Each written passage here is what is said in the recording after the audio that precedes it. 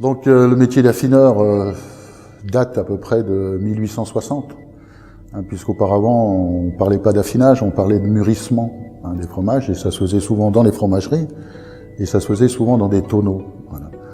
Et puis dans les années 1850, il y a eu une augmentation de la production de fromage. On a beaucoup de Suisses, par exemple, qui sont venus s'installer ici, donc on a eu une augmentation de la production de lait, donc de fromage.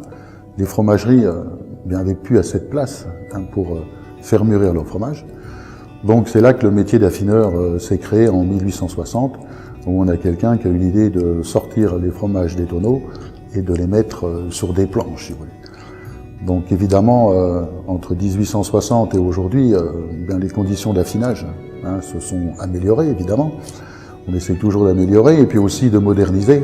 C'est pas parce qu'on est dans un produit d'appellation d'origine qui respecte les traditions que l'on doit interdire la modernité.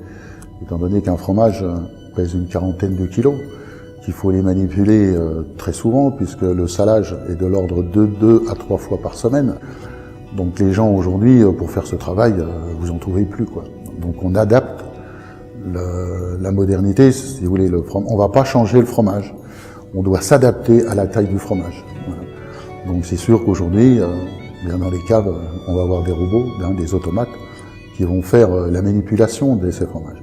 Mais toute la surveillance, savoir si le fromage a la bonne place, s'il évolue de la bonne façon, ça c'est l'homme qui le fait. Et puis c'est l'homme aussi qui va goûter le fromage. Donc c'est les savoir-faire des affineurs. C'est pas la main de l'homme qui amène le goût au fromage.